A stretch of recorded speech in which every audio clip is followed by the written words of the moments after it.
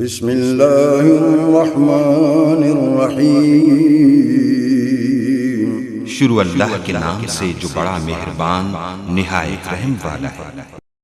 یا ایھا الذین آمنوا کتب علیکم الصیام کما کتب علی الذین من قبلکم لعلکم تتقون۔ اے ایمان والو، تم پر روزے رکھنا فرض کیا گیا جس طرح تم سے پہلے لوگوں پر فرض کیے گئے تھے، تاکہ تم تقوی اختیار کرو۔ ایاما معدودات، فمن كان منكم مريضا او على سفر فعدة من ايام اخر، وعلى الذين يطيقونه فدية طعام مسكين، فمن تطوع خيرا فهو خير له، وأن تصوموا خير لكم إن كنتم تعلمون۔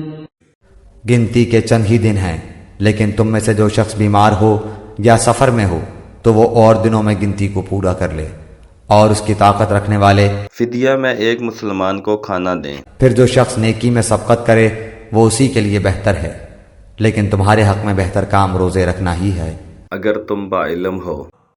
شهر رمضان الذي أنزل فيه القرآن هدى للناس وبينات من الهدى والفرقان، فمن شهد منكم الشهر فليصمه، ومن كان مريضا أو على سفر فعدة من أيام أخر، يريد الله بكم اليسر ولا يريد بكم العسر، ولتكملوا العدة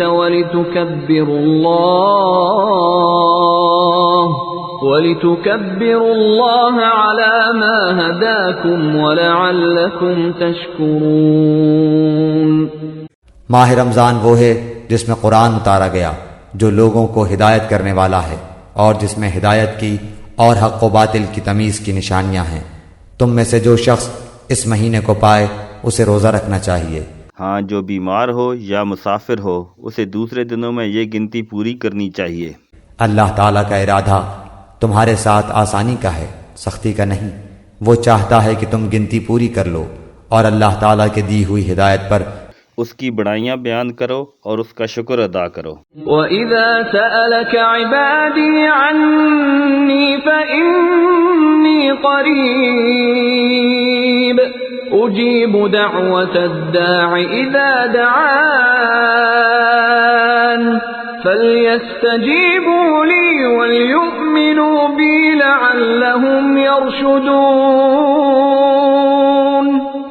جب میرے بندے میرے بارے میں آپ سے سوال کریں تو آپ کہہ دیں کہ میں بہت ہی قریب ہوں، ہر پکارنے والے کی پکار کو جب کبھی وہ مجھے پکارے قبول کرتا ہوں۔